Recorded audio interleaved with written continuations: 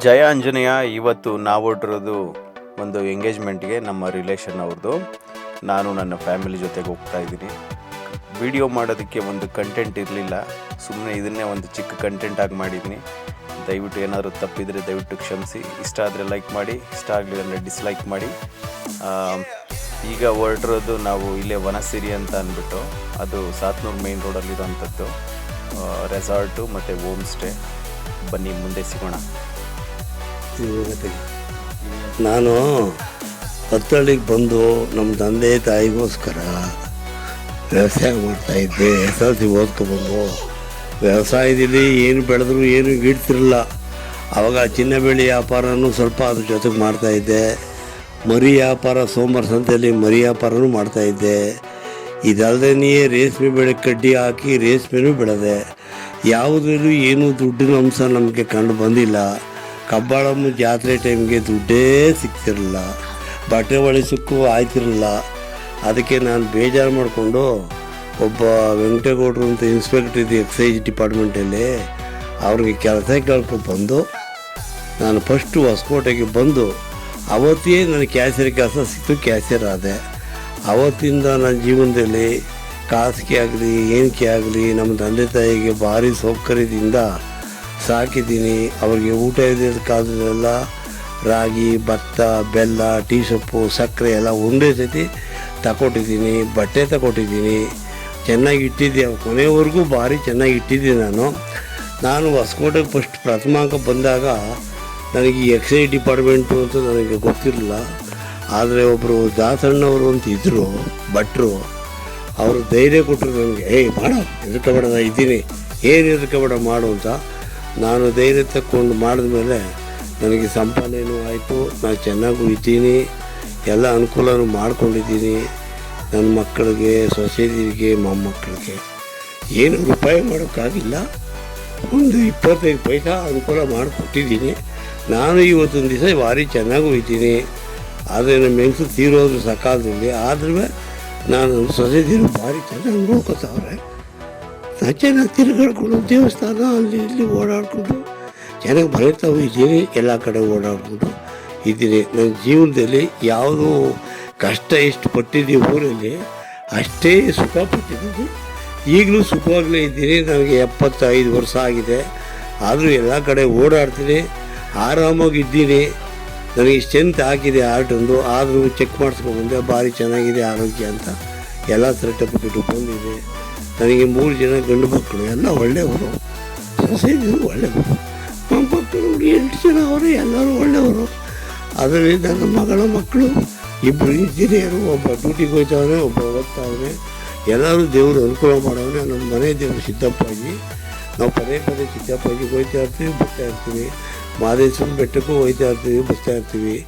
ಯಾವುದು ನೋಡದೇ ಇರೋ ಸ್ಥಳ ಯಾವುದು ಇದ್ದಾವೋ ನಮ್ಮ ಸ್ನೇಹಿತರು ಬಾಳೆಗೌಡರು ನಾವು ಮನಸ್ಸು ಮಾಡಿದ ತಕ್ಷಣವೇ ಹೋಗಿ ಬರ್ತೀವಿ.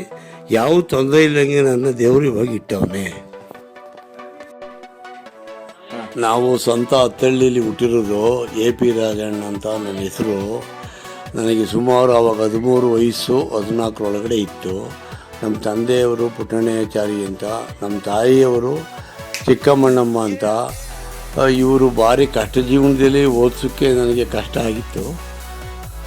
ಬಸಮ್ಮ ಅನ್ನೋರು ದೇಗಲಮಠ, ಕನಕಪುರ ದೇಗಲಮಠದಲ್ಲಿ ಕರ್ಕೋಗಿ ನನ್ನ ಮೊಮ್ಮಗ ಅಂತ ಓದಿಸಿದ್ರು. ಆ ದೇಗಲಮಠದಲ್ಲಿ 120 ರೂಪಾಯಿ ಕಟ್ಟಬೇಕಾದ್ರೆ ದುಡ್ಡು ಇರಲಿಲ್ಲ. ಆವಾಗ ನಮ್ಮ ಅಜ್ಜಿ 100 ರೂಪಾಯಿ ಕಟ್ಟಿ 20 ರೂಪಾಯಿ ಕಟ್ಟೋಕ್ಕಾಗಲ್ಲ ಬುದ್ಧಿಯವರೇ ಅಂತ ಹೇಳ್ಕೊಂಡು ದೇಗಲಮಠದ ಮಾಲಿಂಗ ಸ್ವಾಮಿಗಳು ಒಪ್ಕೊಂಡು ನಮ್ಮ ಸೇರಿಸ್ಕೊಂಡು ನಾನು SLC ಎಲ್ಲ ಅಲ್ಲೇ ಓದಿದೆ. ಮುಂದಕ್ಕೆ ಓದೋಕ್ಕೆ ನಮ್ಮ ಕೈಲಿ ಸಾಧ್ಯ ಆಗಿಲ್ಲ, ದುಡ್ಡು ಕಾಸು ವ್ಯವಹಾರಕ್ಕೆ. ಓದಿದ ಮೇಲೆ ನನಗೆ ಕೆಲಸಕ್ಕೆ ಎಲ್ಲೋ ಹೊಸಕೋಟೆಗೆ ಹೋಗಿ ಸೇರಿ ಇಷ್ಟೆಲ್ಲ ಇಂಪ್ರೂವ್ಮೆಂಟ್ ಹಾಕ್ಕೊಂಡು ನಾನು ಇವಾಗ ಚೆನ್ನಾಗಿದ್ದೀವಿ. ಅಲ್ಲ ರೀ, ನಿಮ್ಮ ದೇಗಲಮಠದಲ್ಲಿರೋಂಥ ಸ್ನೇಹಿತರ ಹೆಸರುಗಳು ಹೇಳಿ. ನಮ್ಮ ಶ್ರೀ ದೇಗಲಮಠದಲ್ಲಿ ಮೊದಲನೇವರು ನಿರ್ಮಲ ಸ್ವಾಮಿ ಅವರು ಬುದ್ಧಿಯವರು, 2ನೇವರು ಮಾಲಿಂಗ ಸ್ವಾಮಿ ಬುದ್ಧಿಯವರು, 3ನೇವರು ಇರಲಿಲ್ಲ. ಆದರೆ ನಮಗೆ ಡ್ರಿಲ್ ಮಾಸ್ಟ್ರು ಅವರು ಇವರು ಎಲ್ಲ ಚೆನ್ನಾಗಿದ್ದರು. ಆಮೇಲೆ HM ರೇವಣ್ಣ ಅನ್ನೋರು, ಅವರು ಭಾರಿ ಸ್ಟ್ರಿಕ್ಟಾಗಿದ್ದರು. ಮಾದೇವಪ್ಪನವರು ಹೆಡ್ ಮಾಸ್ಟ್ರು, ಅವರು ಭಾರಿ ಆಯಿತು. ನಿಮ್ಮ ಆ ಬಾಲ್ಯದ ದಿನಗಳಲ್ಲಿ ನಿಮ್ಮ ಸ್ನೇಹಿತರು ಮಂಚೇಗೌಡರು ಮತ್ತು ಕೃಷ್ಣಪ್ಪನವರು ಮಾಡ್ತಿದ್ರು ಮುದ್ದೆ ತಿನ್ನೋದೇನೋ ಒಂದು ಇತ್ತಲ್ಲ ಆ ಸೀನ್ ಹೇಳಿ. ನಾವು ನಮಗೆ ಊಟದ್ದು ಭಾರಿ ಪ್ರಾಬ್ಲಮ್ ಇತ್ತು ಆ ಕಾಲದಲ್ಲಿ. ಅದು ಬೇಗಲು ಮಾಡ್ತೀವಿ, ನಮಗೆ ಊಟ ಮುದ್ದೆ ಅನ್ನ ಅವರೆಕಾಳು ಸಾರು ಎಲ್ಲ ಕೊಡ್ತಾಯಿದ್ರು. ನಾನು ಆ ಟೈಮಲ್ಲಿ ಮುದ್ದೆ ಜಾಸ್ತಿ ಊಟ ಮಾಡ್ತಾಯಿದ್ದೆ. ಅನ್ನನೇ ನೋಡಿರಲಿಲ್ಲ, ಅನ್ನ ನೋಡಿದ್ರೆ ಭಾರಿ ಸಂತೋಷ ಆಗೋದು. ಆ ಕಾಲದಲ್ಲಿ ನಮ್ಮ ಸ್ನೇಹಿತರು ಕೃಷ್ಣಪ್ಪ ಅಂತ ಇದ್ದರು, ಪುಡ್ಸ್ವಾಮಿ ಅಂತ ಇದ್ದರು, ಮಂಚೇಗೌಡರು ಅಂತ ಇದ್ದರು, AT ದಾಸೇಗೌಡರು ಅಸಿಸ್ಟೆಂಟ್ ಕಮಿಷನರ್ ಆಗಿದ್ದರು. ಅವರು ಕೂಡ ನಮ್ಮ ಜೊತೆಲೇ ಓದ್ದವರು. ನಾವು ಈಗ ದೇಗಲ್ ಮಠದಲ್ಲಿ ಒಂದೊಂದು ಸಾರಿ ದೀಪಾವಳಿ ಹಬ್ಬಕ್ಕೆ ದೊಡ್ಡದಾಗಿ ಜಾತ್ರೆ ಮಾಡ್ತಾರೆ. ಆ ಜಾತ್ರೆಗೆ ಇದುವರೆಗೂ ನಾವು ಭೇಟಿ ಕೊಡ್ತಾ ಇದ್ದೀವಿ.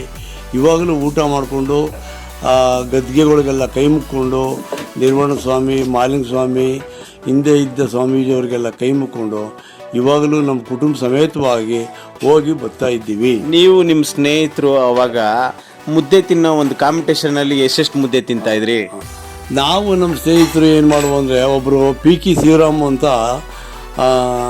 ಹೌಸಿಂಗ್ ಬೋರ್ಡಲ್ಲಿ ಈಗಲೂ ಮನೆ ಕಟ್ಕೊಂಡು ಇಲ್ಲೇ ಅವರೇ, ಅವರು ಲೆಕ್ಚರು. ಅವರು 6 ಮುದ್ದೆ ಊಟ ಮಾಡಿಬಿಡೋರು, ನಾವು 6 ಮುದ್ದೆ ಊಟ ಮಾಡುವ. ಅವ್ರು ಊಟ ಮಾಡ್ದೇಟಿಗೆ ಈಗ ಲೆಕ್ಚರ್ ಆಗಿರೋರು ಬಂದೇಟಿಗೆ ಪೆಟ್ಟಿತಾವು ನಿದ್ದೆ ಮಾಡೋರು. ನಾವು ನಿದ್ದೆ ಮಾಡ್ದೇ ಓದಿದ್ರೂ ನಾವೇನು ಅಂತ ಓದೋಕ್ಕಾಗಿಲ್ಲ. ಅವ್ರಿಗೆ ಲೆಕ್ಚರ್ ಆಗಿ ಹೌಸಿಂಗ್ ಬೋರ್ಡಲ್ಲಿ ಮನೆ ಕಟ್ಕೊಂಡು ಭಾರಿ ಚೆನ್ನಾಗವ್ರೆ. ನಾವು ಬೇರೆ ಡಿಪಾರ್ಟ್ಮೆಂಟಲ್ಲೆಲ್ಲ ಸಂಪಾದನೆ ಮಾಡಿ ನಾವು ಚೆನ್ನಾಗಿದ್ದೀವಿ. ಇದೆಲ್ಲ ದೇಗಲ ಮಠದ ಆಶೀರ್ವಾದ ಮತ್ತು ನಮ್ಮ ಇನ್ಸ್ಪೆಕ್ಟ್ರು ಮಾಡಿರುವಂಥ ವೆಂಕಟೇಗೌಡರ ಆಶೀರ್ವಾದದಿಂದ ನಾವಿವಾಗ ಚೆನ್ನಾಗಿದ್ದೀವಿ. ನಾನು ಹಿಡ್ಕೋತೀನಿ ಬಾರೋ. ಸರ್, ಇದು ಎಷ್ಟು ಎಕರೆಯಲ್ಲಿ ಮಾಡಿದ್ದೀರಾ ಸರ್ ತೋಟ ನೀವು? 2 ಎಕರೆ. ಎಷ್ಟು ಎಕರೆಯಲ್ಲಿ ಮಾಡಿದ್ದೀರಾ? ಹೌದಾ? ಇದು ಯಾವ ತಳಿ ಸರ್ ಇದು ತೆಂಗಿನ ಸಸಿ? 2 ವರ್ಷದ ಗಿಡ. ಹೌದಾ? ನೀವೇ ಹಾಕಿದ್ದ ಸರ್? ಹೌದೌದು. ನಾವು ಕಿತ್ಕೊಳ್ಬೋದಾ ಒಂದು? ಹಂಗೆಲ್ಲ ಮುಟ್ಟಕ್ಕೆ ಬಿಡಲ್ಲ. ಹಾಂ, ಹೇಳಿ, ಪರವಾಗಿಲ್ಲ, ಬಿಡಲ್ವಾ? Okay sir, thank you. ಏನು ನಿಮ್ಮ ಹೆಸರು? ಕೃಷ್ವಿಕಾ. Nice name man. ಹಾಂ, Purvika. Thank you so much.